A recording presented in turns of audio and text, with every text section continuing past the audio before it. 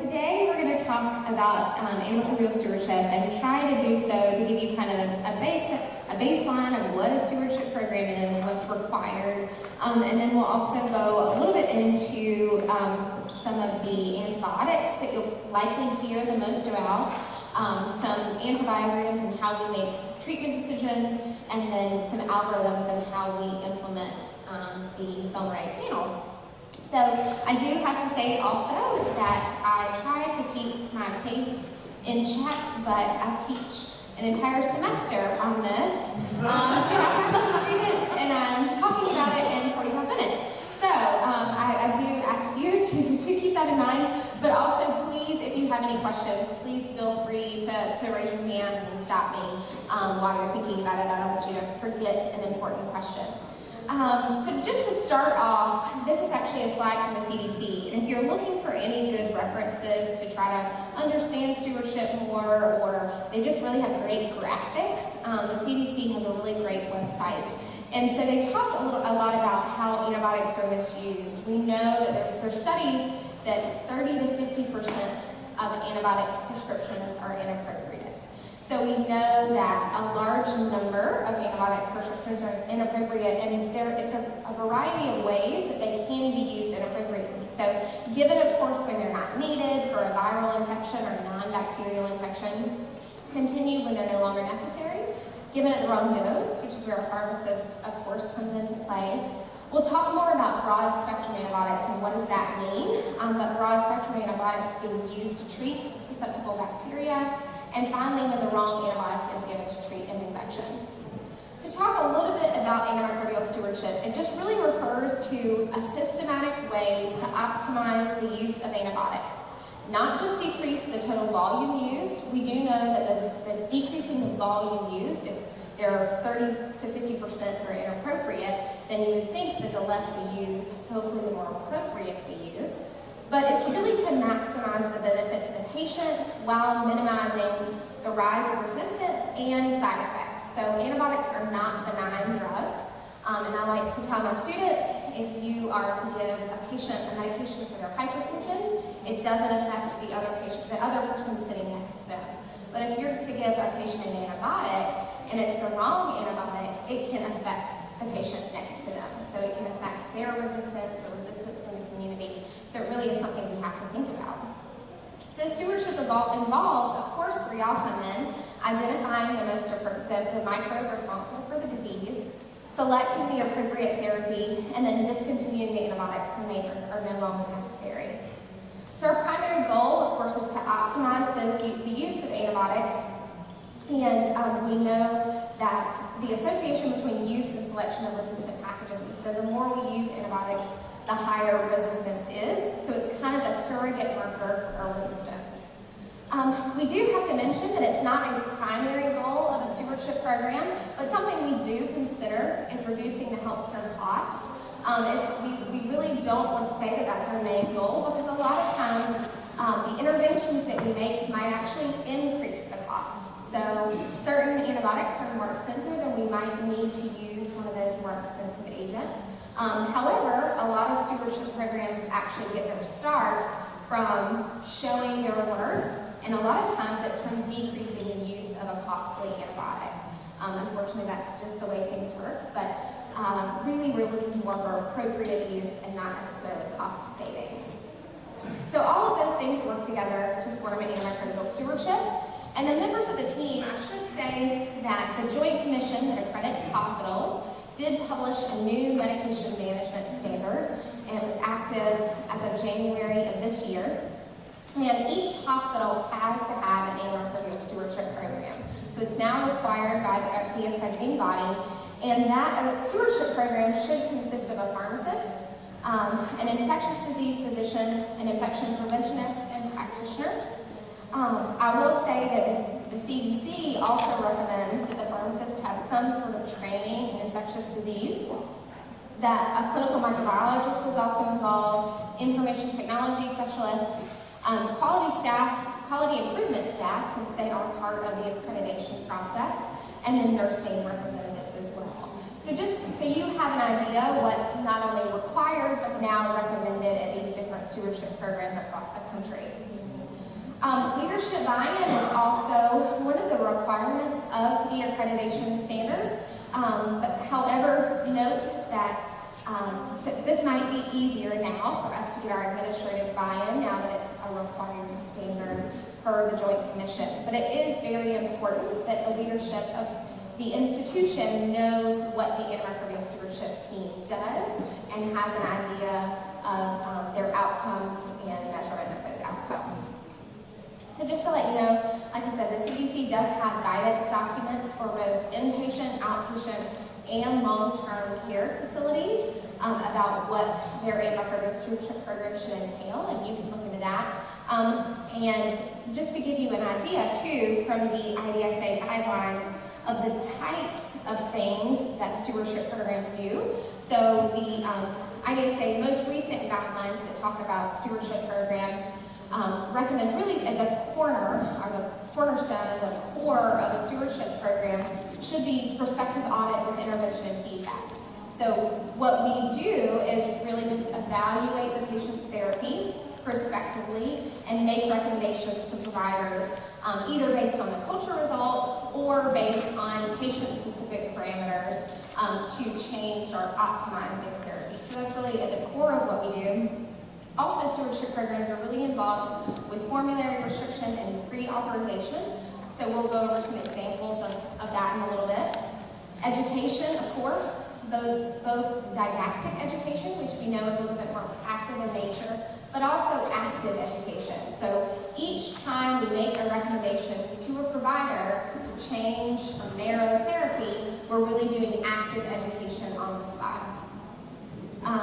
Also, strategies to help providers review their antibiotic regimens. So there's a lot of information on listservs right now about a provider timeout, antibiotic timeout, so that they're reviewing antibiotics every 48 to 72 hours to make sure that it's appropriate for the patient to continue. Most stewardship programs will have some sort of a IT infrastructure, so a clinical decision support system that's either built into their electronic medical record or an add-on document. So that add-on piece, a different piece of technology that migrates and pulls data from the others. So those clinical decision support systems can be built in to help with our workflow, help flag certain antibiotics that we might need to review, certain drug bug mismatches. Of course, we want to optimize antibiotic therapy, and then finally, and the guidelines do talk about incorporation of diagnostic and microbiology data, so incorporating rapid diagnostics into what we do with our hospital. Just to give you a quick overview, we talked about this on Monday, but the hospital I work is a medium-sized hospital. And so I kind of want to point out some of our challenges and the assets of our program, just so that you know that not every program, of course, is the same. Every program is going to have some sort of different challenges. They're going to have different resources. They might have more support. They might have less support. But just so you know that most programs are trying to achieve the same mission, but they do have different resources. So, of course, our mission is to optimize therapy, but our challenge is that we have pretty limited resources in a non-affiliated hospital. So a lot of the hospital systems will actually have stewardship initiatives that they push out to their hospitals, but not being affiliated, that's also a resource limitation for us as well. So we didn't have a dedicated antibiotic stewardship pharmacist at the time we started, and no pharmacist with formal infectious disease training. So actually, I went back and got a certification in antimicrobial stewardship, and a lot of pharmacists are doing that now because of these new Joint Commission requirements. A lot of hospitals are hiring antimicrobial stewardship pharmacists or pharmacists to work on this. So there are several pharmacy organizations, the Society of Infectious Disease Pharmacists, MAD-ID, where these pharmacists can go through and get stewardship certificate training. So those are available, and you'll probably see more pharmacists with that training in the future. Assets, of course, a dedicated pharmacy team. We also had progressive laboratory services. And I point this out to say that not all of the institutions that you're going to deal with are going to have such progressive laboratory services.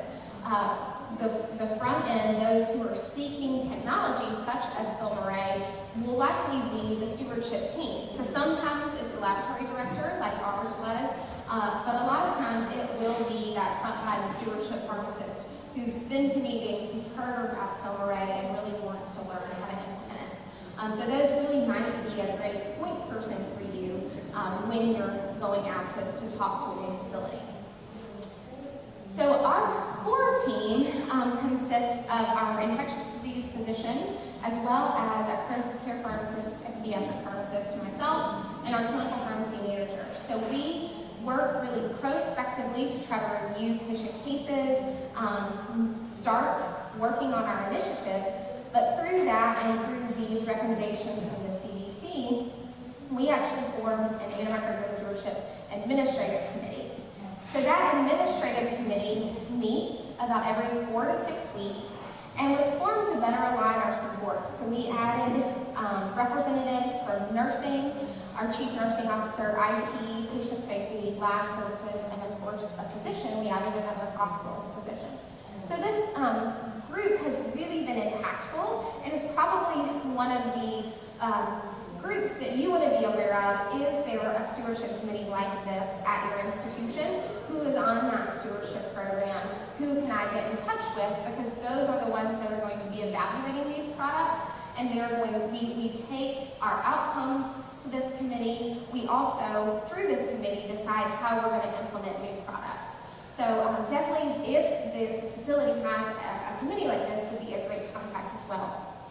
So some key stewardship initiatives that we have implemented: formulary restriction and assigning criteria for use. I'll show you an example in just a second. Prospective audit and feedback. So we do get alerts from our clinical decision support system for certain patients, and then we evaluate those patients and make recommendations.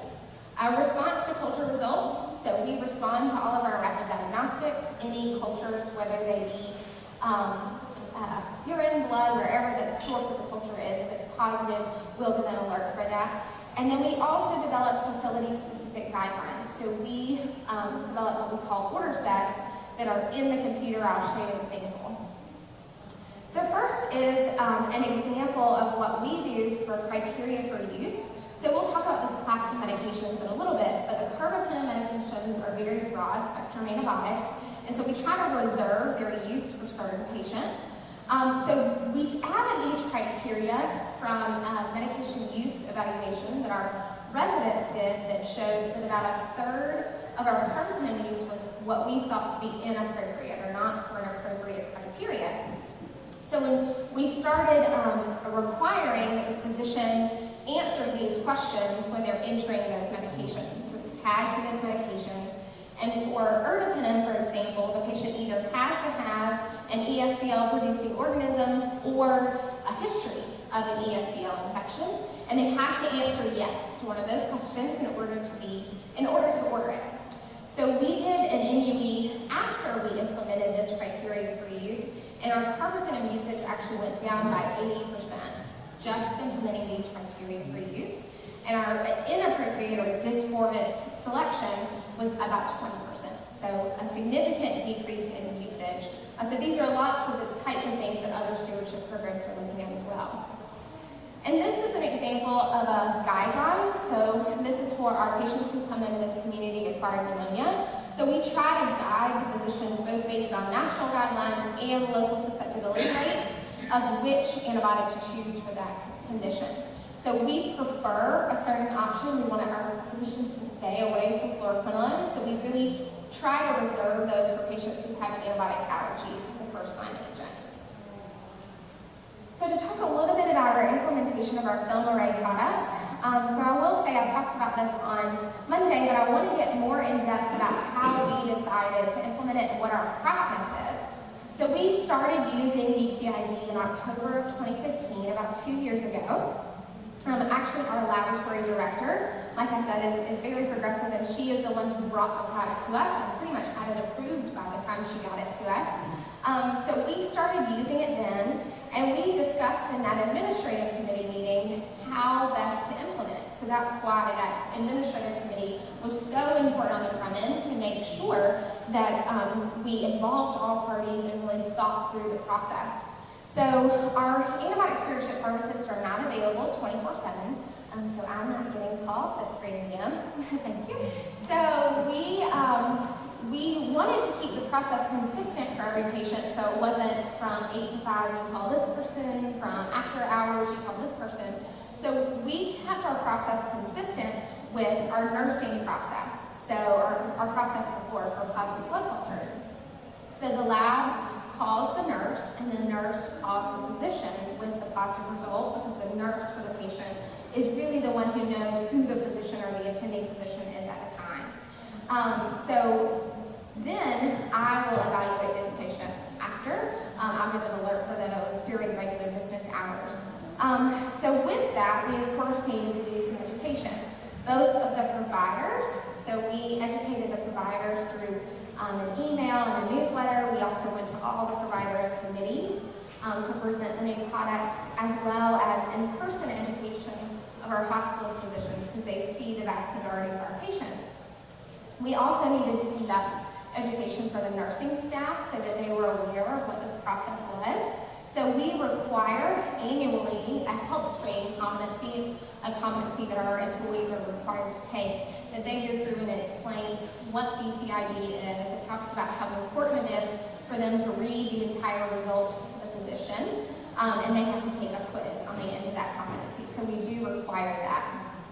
So y'all are aware of the process of BCID, but these are the slides that we actually put together for our nurses, talking to them about the process and how film array would be implemented.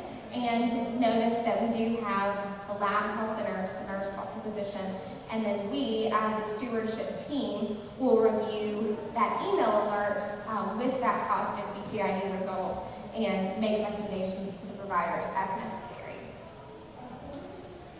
So the email alerts we actually get every 15 minutes. They're through our clinical decision support system. We do it 7 days a week during regular business hours, so on the weekends we have a call system, and we also involve our pharmacy residents, and we review the chart and make recommendations to the providers. So I just wanted to show y'all kind of what we see of the film array results. So our BCID, we actually use Meditac, which is a fun system. But so it comes up with this report, and below would be, it's cut off of the screen, but below would be the gram stain that has gram-positive cocci and clusters. And then our BC panel result would say Staph aureus, and then right below that we have MECA detected. MECA not detected for this patient. So we really educated our nurses, because originally, it's also part of the process of implementing, originally on this report we were putting Staph species. And as y'all know, it will identify down to Staph aureus. Our physicians were confused every time they called Staph species, they thought that meant was Staph aureus.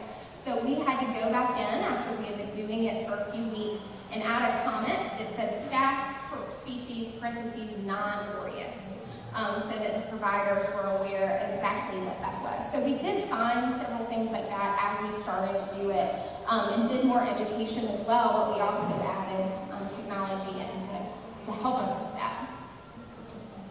So for our ME panel, we instituted that in May of 2016, and we decided to reflex that on all white blood cell samples, all CSF samples that had more than 5 white blood cells. So that decision was made for that cutoff based on our collaboration with our lab and our antimicrobial stewardship team.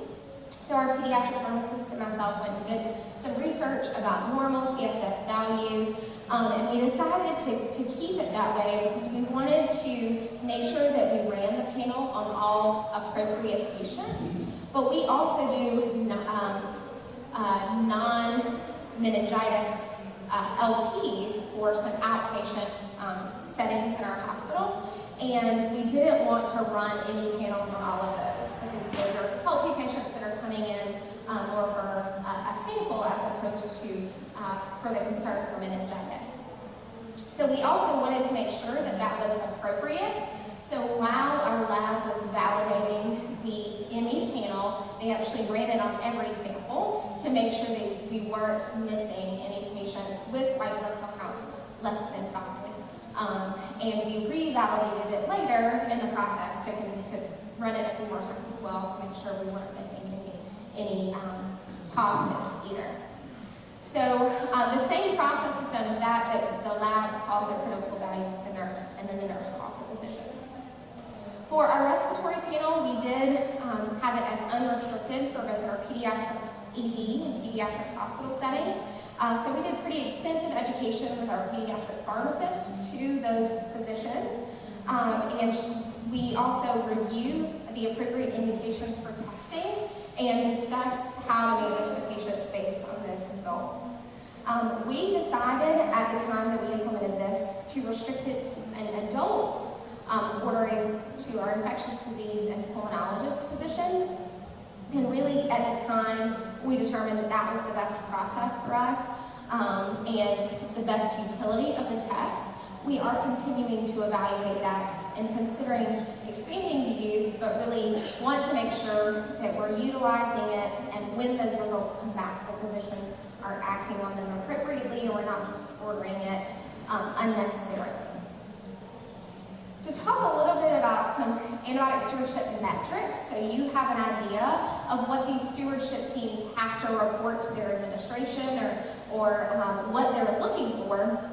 So the Joint Commission actually does require that the hospital collects and analyzes data on its stewardship program.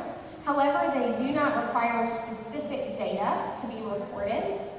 But per guidelines for stewardship programs, we know that antibiotic stewardship programs want to look at both process and outcome measures. So it's very difficult for us to say, link exactly one thing we're doing with a specific outcome. So we try to look holistically at the program to see what our impact is overall. So some of the process measures that we use are, they help to determine the degree to which our interventions to change the use of an antibiotic are successfully implemented. So are we doing the things we said we were going to do? Have we educated our pharmacists? How many interventions are we making to optimize therapy? Are we looking at antibiotics for formulary review? Whereas outcome measures are really the measures that look at the degree to which the outcomes of reducing or preventing resistance have been met because of those process changes. So our outcome measures we look at are really have the interventions improved antibiotic use and patient outcomes. So to give you an example of some of the outcome measures that we have, our resistance data is something we report annually in our annual stewardship report. And it's really important that this data had been kind of isolated in the lab. And we really weren't utilizing it, we weren't really reporting it and evaluating that data. So once we started putting together this annual report, we were able to see some trends in our resistance and report that in a more clear way to our providers. So I always like to point out that we started our stewardship program in 2009 whenever I showed this graph, because you can see a pretty decently clear trend of improved susceptibility with our Pseudomonas isolates. Also, I think when you start working together with your stewardship team in your lab, you find things that you may not necessarily have realized before. So when we started reporting our Staph aureus, we figured out what happened to this graph. What in the world? So went and sat down with our laboratory director, and they had started calculating the susceptibility for Staph aureus all together, both the methicillin resistant and the methicillin susceptible, and then changed back. So they kind of did it with one person was doing it one year, another person was doing it the next year. So not looking at it on a larger scale like that, they had actually missed that change had occurred. So some metrics that we would look at for rapid diagnostic implementation would be, of course, we know that they can impact both process and outcome measures. So some examples of process measures are the interventions that are made by the pharmacist to optimize therapy based on rapid diagnostic results. And then also evaluating the appropriateness of the orders for those rapid diagnostic tests.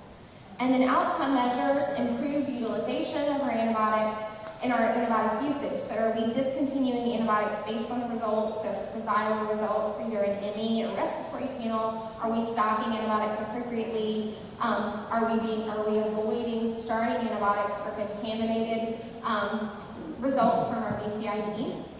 And then we can also look at, I'll show you an example real quick, of admissions avoided, especially when viral pathogens are identified.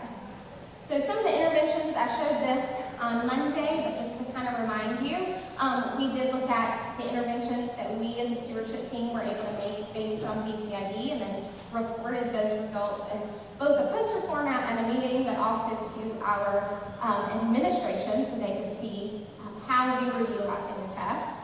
And then we also, because we had much less of our ME panels, were able to look at those patients pretty in depth and say, because of this test, we were either able to not admit the patient or not start antibiotics or discontinue the antibiotics within 24 hours. So we were able to look at that data a little bit more in depth. And then finally, for our respiratory panel, we looked at it for the pediatric patients, since, like we said, we utilize that more in that patient population. And with that review, we were able to say that we avoided admissions in 44 patients and avoided antibiotics completely in 89 patients. Okay, so now to run pretty quickly through some information about antibiotics, antibiograms, and algorithms. So just so you know, selecting the appropriate antibiotic to start a patient on when they come in with a suspected infection is really multifactorial and differs a lot per patient. So some of the factors that we consider are host factors. So we look at the severity and the acuity of the infection. We look at patient-related variables. So is the patient immune suppressed? Have they had a previous infection with a certain organism? Then we're going to be more likely to cover that organism in the future. Drug-related variables, so agent-related factors such as does the drug get to that site of infection? So we wouldn't want to use certain antibiotics in certain types of infections because they don't get there appropriately. Some infection-related factors, so the most likely offending organism for that type of infection. So we want to look at what is the most common pathogen to cause pneumonia. We want to cover that initially or empirically. Also, host factors are really can play a role in that. So certain patient risk factors can put them at risk for certain pathogens over others. And the necessity for using multiple agents. There are some infections that we cover with more than one agent empirically. And then, of course, our institution susceptibility. So we do look at those, and that's the antibiogram, and I'll go into more detail about that in a minute. So our spectrum of activity of an antibiotic is determined based on the range of pathogens that antibiotic covers. So broad spectrum agents cover a larger variety of both gram-positive, gram-negative, and likely resistant pathogens. So when we think about broad spectrum antibiotics, often we think about them covering MDROs or multi-drug resistant organisms. And to be termed an MDRO, they have to be resistant to 3 or more classes of antibiotics. So those are the types of antibiotics that we're really trying to either use empirically or reserve the use of those antibiotics. Most often we use broad spectrum agents empirically or initially, and we base the selection on the site of infection and the organisms likely to colonize that area. And we want to make sure that initially we cover all of the possible pathogens. Once we know the pathogen, we can switch to definitive therapy by narrowing the spectrum of activity. So I wanted to show you all this. This was actually presented at ID Week a couple weeks ago, and this is not a standardized tool, but just to kind of give you an idea, this was presented by the Duke Antimicrobial Stewardship Network as a way to classify or quantify their antibiotic use. Instead of just looking at their days of therapy or antimicrobial expenditures, they actually looked at the spectrum of activity. So they classify these classes 1 through 4, and then they send a report to their stewardship teams to say, okay, you're using a lot of class 4. What's going on here? So they try to really, they want to show if they're using more broad spectrum agents. This is also to show you that a lot of hospitals will restrict some of our extended spectrum or really broad spectrum antibiotics to make sure that they are being used appropriately, and most often only infectious disease physicians can order those antibiotics. So to quickly review some of the antibiotics that you'll likely hear about when people talk about what we do with BCID or our different panels, why we're trying to get patients off of these broad spectrum antibiotics. So the first is Zosyn, or piperacillin tazobactam.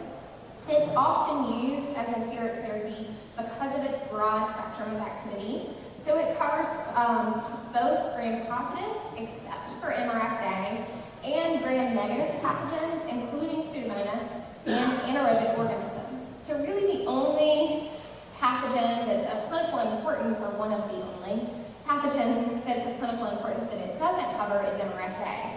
So oftentimes you will see it used in combination with vancomycin, which is a drug for MRSA, and unfortunately, that combination of piperacillin tazobactam and vancomycin has been shown to have some increasing concerns for renal toxicity when they're used together. So we're trying to be mindful of that combination now. Our carbapenems, as a class that we talked about earlier, are very broad spectrum antibiotics. Meropenem, imipenem, zoripenem, and ertapenem are all in that class. They're often reserved for special scenarios because they are linked with promoting resistance. So the more carbapenems we use, the more resistance is seen. Also, they have a high risk for C. diff. They are the class of choice for one of our MDROs, which is ESBL, or extended spectrum beta-lactamase producing organisms. And ertapenem is the only one that's a little bit different in that it's more narrow spectrum. It doesn't cover Pseudomonas aeruginosa. So our fluoroquinolones, so we hear tons about fluoroquinolones. Unfortunately, we still use them like water. We're trying to get away from that. So ciprofloxacin, or Cipro, and levofloxacin, or Levaquin, are two of the most commonly used fluoroquinolones. They both cover Pseudomonas in a pretty broad spectrum of pathogens. Moxifloxacin, or Avalox, is also a fluoroquinolone, and it's different in that it doesn't cover Pseudomonas, but it does cover anaerobic pathogens. All of these cover atypical pathogens, which are associated with pneumonia, so mycoplasma, chlamydia. So we do see these used a lot empirically for pneumonia. There are some pretty significant concerns with adverse effects from these medications. So the FDA actually did publish a warning in 2016 to try to recommend providers against using them for certain less severe infections. So the risk of tendinitis or tendon rupture, especially in young patients, and altered mental status or neurotoxicity, especially in elderly patients, seems to outweigh the benefit of using these medications first time. And so they also have a high risk for C. difficile infections, especially those that are NAT1 strains. NAT1 strains actually have a higher resistance to fluoroquinolones, and patients being on fluoroquinolones are more at risk for that strain. They also cause some collateral damage, so increasing resistance, but also patients being on a fluoroquinolone are at higher risk for developing an infection with MRSA in the future. So really we are trying to minimize the use of those if possible. I included aminoglycosides on here because you'll probably hear about those, even though they're not antibiotics that we usually use empirically. We usually reserve aminoglycosides for patients who need to be treated for Pseudomonas but can't tolerate other anti-Pseudomonal therapy or have allergies or Pseudomonas is resistant. The reason for that is because they're highly nephrotoxic agents, so we try to reserve them for last line. The last two antibiotics we'll talk about are vancomycin and daptomycin, and both of these antibiotics cover MRSA. Vanc, of course, is the drug of choice for MRSA. However, it's a pretty slow killer, so it can take a while for it to kill MRSA. It is associated with some renal toxicity, and it does require highly specialized patient-specific dosing and significant monitoring. So there are pharmacy programs, and most pharmacy programs will dose adjust vancomycin or have services that are consulted to dose adjust vancomycin. The important point of that is we dose adjust vancomycin to stay within a certain level. And we know that if we don't get within that level, A, it doesn't work very well, but B, it is increasing the risk of resistance because Staph aureus can, of course, overcome that lower level and breed resistance in Staph aureus isolates. And increased exposure also increases the risk of resistant pathogens in the future. And one of the really important things I think about that we've gotten a lot of benefit from our BCID is that studies show that there are worse outcomes when you use vancomycin for MSSA. So knowing that it's MSSA sooner allows us to put them on a beta-lactam, which actually works much better and has been shown to have better mortality outcomes, actually in one really large study pretty recently. So we know we can get them on more appropriate therapy more quickly. Lastly, daptomycin is an antibiotic that covers MRSA and vancomycin-resistant enterococcus. It is usually reserved for patients who either cannot tolerate vancomycin or have resistance to vancomycin because it is very, very expensive. So daptomycin usually is a pretty large budget line and one of those meds that gets antibiotic stewardship programs foot in the door. So we only use it on about 10 patients or so, 5 to 10, 15 patients a year, and our budget line is usually at least $60,000 for that medication. So very expensive and something that you'll often see stewardship programs targeting. And just a little bit about a couple of antivirals, really the ones that you would see or hear about most often when we're talking about the ME and respiratory panels. The first is acyclovir, and it's the antiviral that's indicated for HSV and varicella zoster, meningitis encephalitis. We use it initially IV for those patients, and resistance is really rare in immunocompetent patients, so we use it frequently in those instances. However, it does have some adverse effects, so hallucinations and nocturnal status. And one of the interesting ones is that it can cause reversible nephrotoxicity. So if we don't use it appropriately, it can actually crystallize in their kidney and cause nephrotoxicity. The last is Tamiflu, or oseltamivir. I'm sure you've probably heard about it, especially in the community. It's the preferred agent for patients with the flu because there's very little resistance. There was some resistance in the H1N1 outbreak of 2009, but hasn't really been a concern as much since then. It is preferred in hospitalized patients who are less than 7 years of age, those with respiratory diseases, and pregnant women. The thing with Tamiflu, though, it's very expensive, and it really only decreases the patient's symptoms by about a day if it started within 48 hours. So the cost-benefit ratio is pretty narrow, and so that's kind of why we might not see it as much, especially if the patients had symptoms, a prolonged period of symptoms, because it's not going to really help them. We do utilize it in our hospitalized patients, though, because those are patients that are at the highest risk for developing secondary bacterial infections, and Tamiflu has shown to decrease that risk of secondary bacterial infections. Okay, all right, antibiotics in 5 minutes. So antibiograms are really what we use as a summary of our antibiotic sensitivity. It's for a specific location in a specific period of time. The CLSI actually has standardization that labs have to follow when they publish these antibiograms. So they want at least 30 isolates to help with the probability.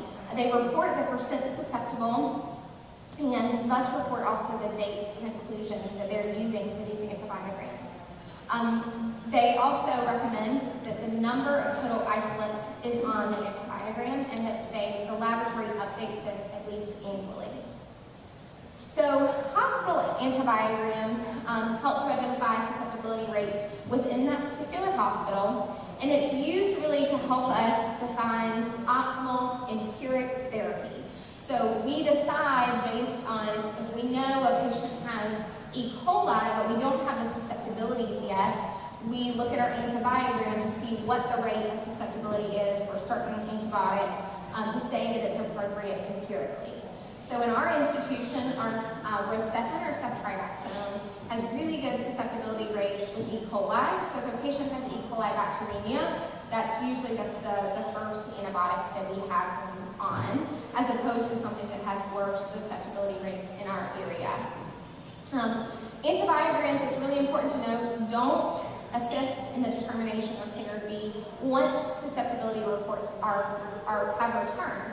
So if we have patient level or patient specific susceptibility data, we want to go based off of that as opposed to the antibiogram. So to give y'all just an example of what one looks like, so the pathogens are along the left side. I know this is really small, but the pathogens are along the left side and the antibiotics are along the top. And then we actually color code it. So greater than 90% susceptible is green, 60 to 90% is yellow, and then less than 60% susceptible is red. So hopefully our physicians can say, this patient has this, I don't have the susceptibility, for example, with a BCID result, and they can select appropriate therapy based on that. And this is just another slide, it's the same thing. So the last one thing we'll touch on today are algorithms. So algorithms really may be used in response to rapid results, and we can develop them to help us guide providers, both pharmacists and physicians, to select the appropriate therapy based on diagnostic results.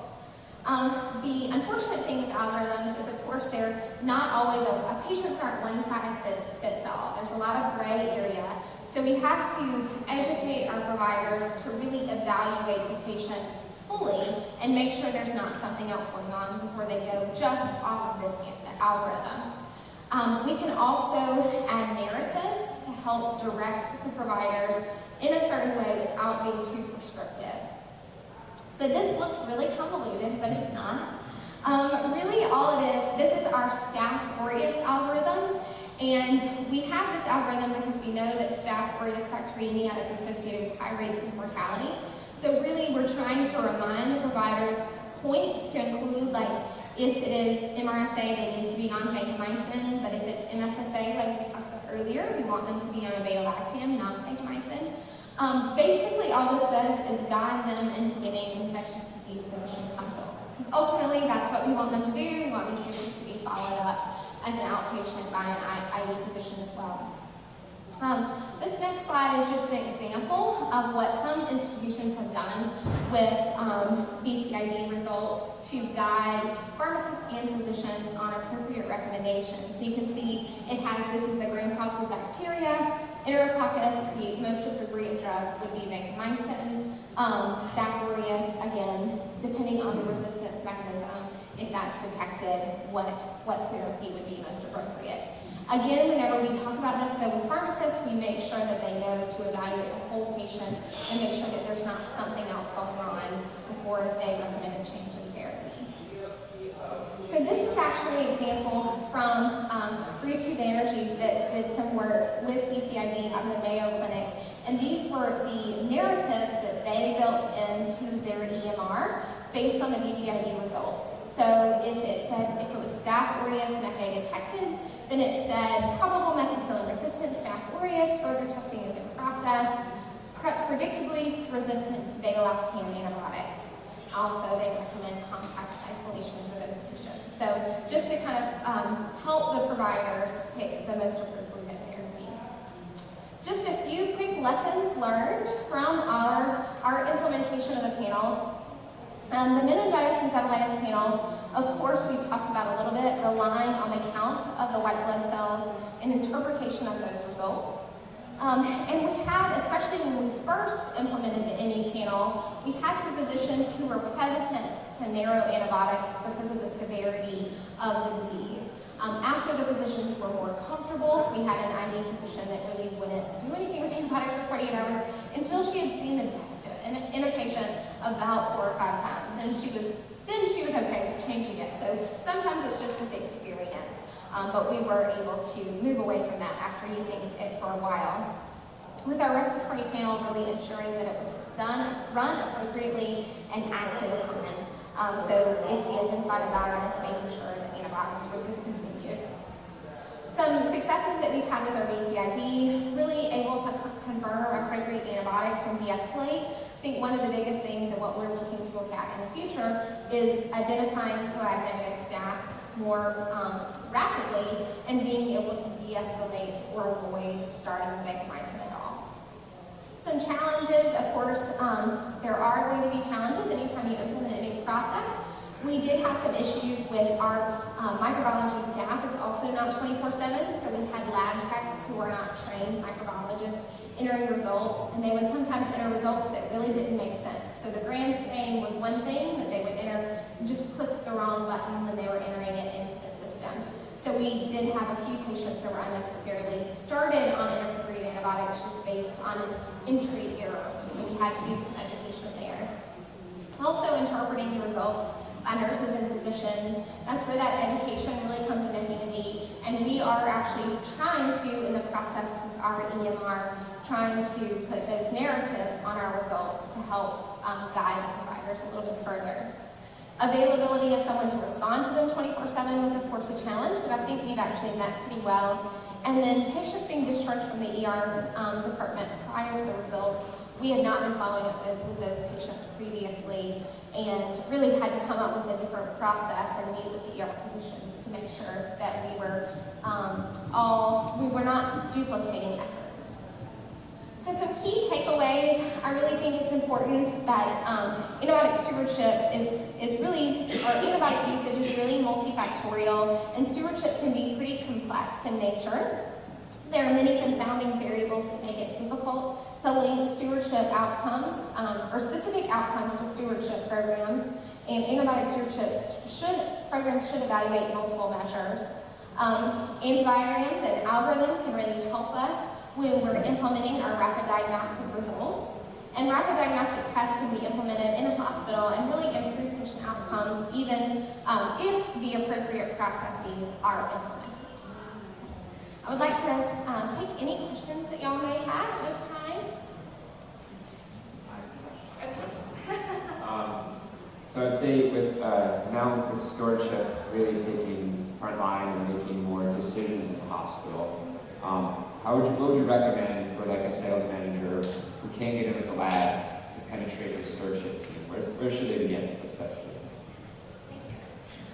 So I think it's really important to find out who the stewardship chair is, if you can. If you have a contact in the pharmacy, usually there should be a pharmacist involved with stewardship and pretty heavily involved. And usually stewardship pharmacists and IV physicians are very aware of the different rapid diagnostic products. They've been to meetings, they've heard about it, they know of other programs. And so trying to get in touch with them is really important. But I think we were talking about it earlier, pharmacists are usually very collaborative. We like to hear what other places are doing. We like to work together. Most pharmacists are nice and share their stuff. And so usually if you can find somebody within your network, a pharmacist within your network, and they can connect with that pharmacist at that new stewardship team or new stewardship hospital, they can talk about their experience. They can tell them what their challenges were, how they implemented it. But getting them to connect in that way, I think really is a great idea as well. Yes, sir. Follow-up question to that. So it sounds to me like you're advising us, instead of going to pharmacists and trying to deal with presentation, put them in touch with someone who has someone. I think both aspects, yes. I think having the presentation, giving them the data, presenting them that information would be very helpful as well. But I think going about it too from saying, here's this pharmacist that I work with at hospital, why, here's their contact information, and they just kind of talk to you about their experience with the program as well. I think that most pharmacists would be pretty willing and open to do that, and I think it would give a really good perspective to that hospital as well.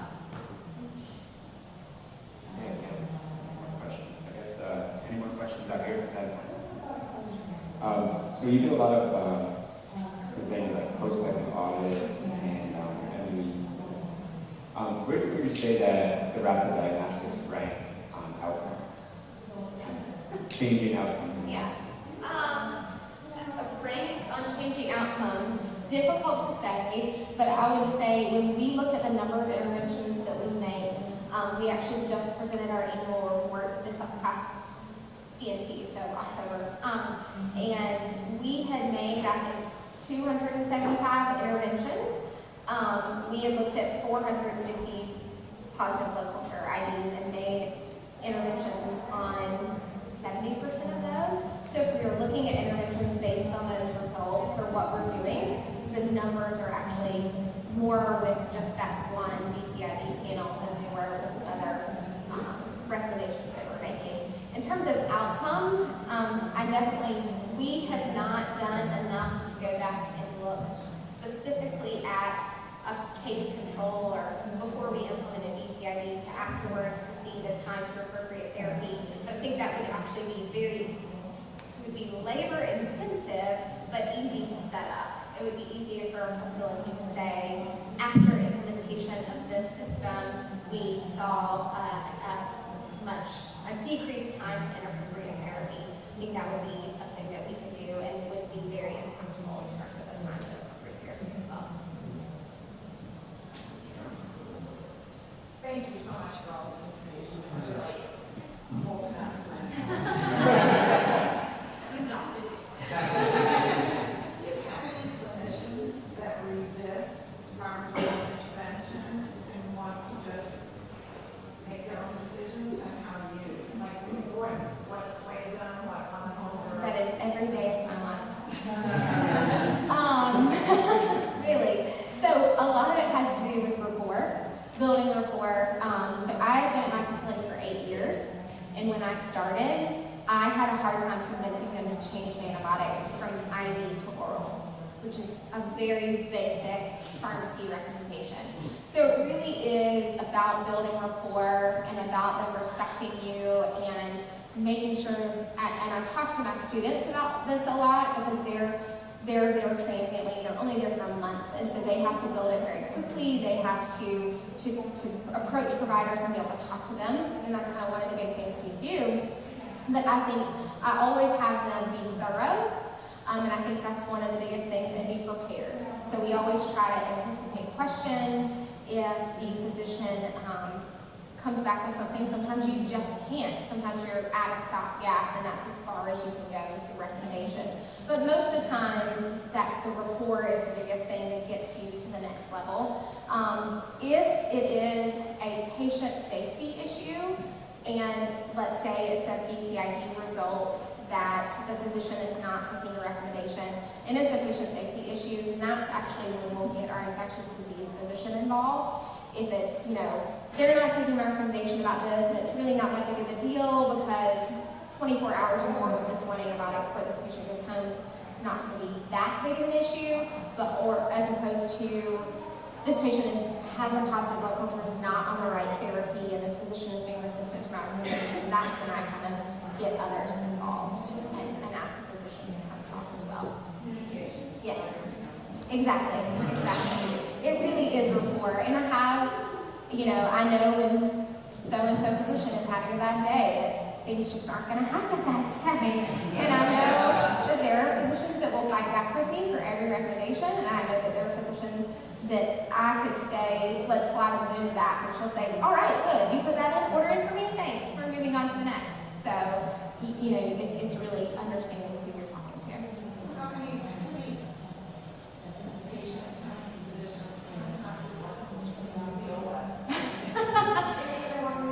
Right, well, so we always, the critical care pharmacist and I kind of laugh because we'll be like, oh, you got slammed last week because we switched call. And I would say our hospital is about 180 beds, and a busy day for us with blood cultures is probably 5 blood cultures in a day to respond to. We'll go for, days at a time, sometimes without one. I think today we had 2, that kind of thing. So usually we average about 2 or so, but it depends on the day. What if any comments on the fact Yes. So I don't have that data for our facility. I know that there is data available about we know that for every contaminated blood culture, it can cost about $7,000 to $10,000. So if you think of it in terms of length of stay and if you're creating antibiotics, that sort of thing. And one of the slides that I didn't present today, we looked at 115 positive cultures, and 42% of those were contaminated. So if you look at that number of contaminated, 42% of 115, and say $7,000 to $10,000 for each of those, knowing right now that it's a contaminant versus 48 hours later, that's actually pretty easy math. So that's kind of the best estimate that I can have for you right now. I'm sure that I know that there's other data with cost savings and other facilities. Can you explain the difference between contamination rates in the lab reports? Yes. And what you're seeing when you say 42%? Yes. So when we first, so CLSI actually says that an acceptable contamination rate is 3% of all positive cultures. Or excuse me, 3% of all cultures, not all positive cultures. 3% of all obtained specimens. Our lab rate is consistently much lower than that. So we are consistently about 1.5% contamination rate.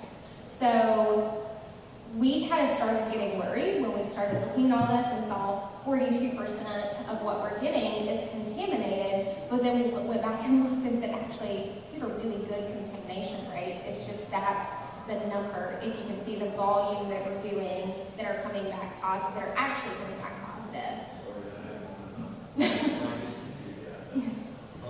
Right.